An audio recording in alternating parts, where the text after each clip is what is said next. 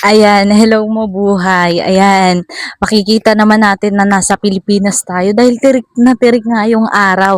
Ngayon, narito ako upang ibahagi sa inyo ang nagaganap na curriculum dito sa Pilipinas. Ayan, pasensya nyo, ang init.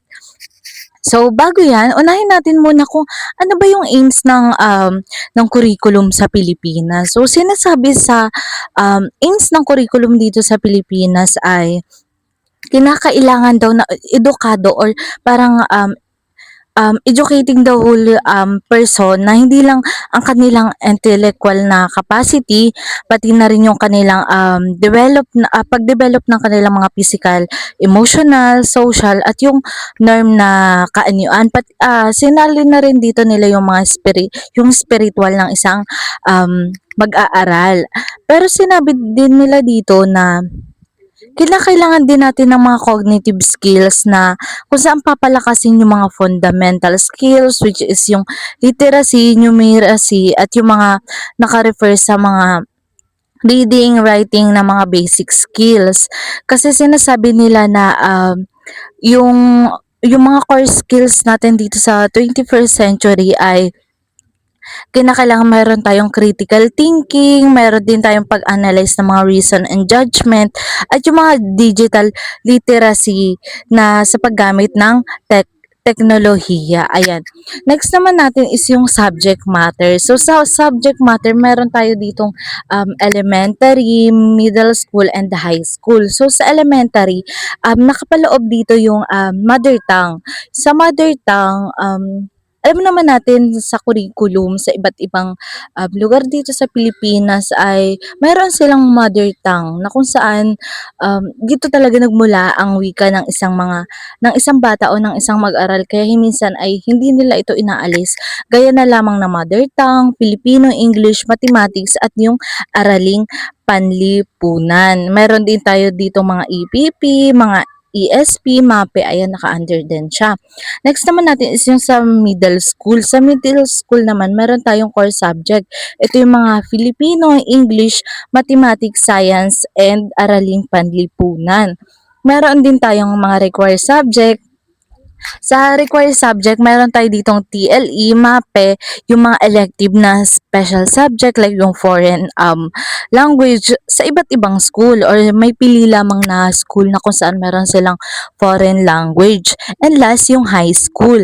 Sa high school, meron tayo ditong core subject. Sa core subject nila, meron silang language, mathematics, science, social sciences, and humanities. Meron din silang communication, PE, and health. Next naman is meron tayong tinatawag na specialized subject.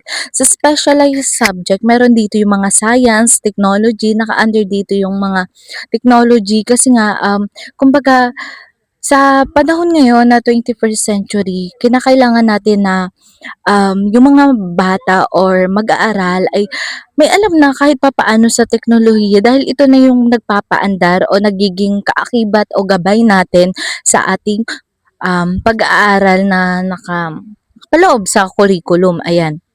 May other requirements din tayo at ito yung work immersion. So sa work immersion, alam naman natin sa bawat school pinapatupad sa kanilang mga curriculum na magkaroon ng work immersion na kung saan titingnan o hahasain pa yung mga skills nila bago pumunta sa susunod nilang kabanata sa buhay which is yung kolehiyo.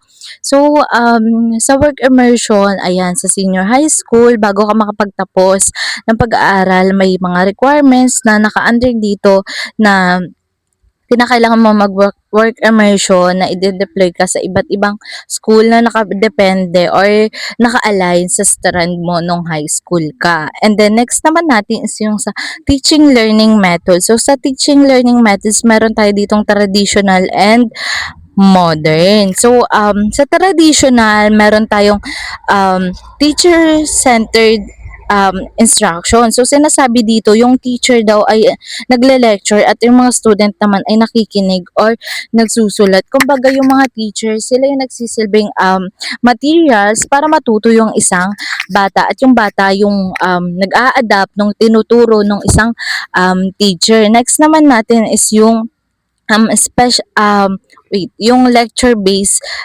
recitation and memorization. So dito, ina-expect na ma-memorize ng isang bata o kailangan matutunan ng isang bata yung tinuturo um, ng isang guro upang makita or malaman na kung may natutunan ba yung isang bata. Next naman is yung demonstration. Ayan.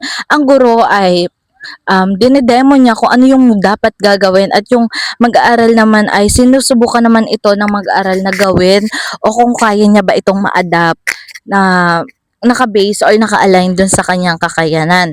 Next naman is sa modern, meron tayo ditong inquiry-based learning. So, sinasabi dito na hinihikayat yung mga mag-aral na mag-explore ng tanong na kung saan sila rin yung magde-discover ng sagot or sila rin yung um, gagawa ng paraan upang matuto sila at malaman yung sagot na yon.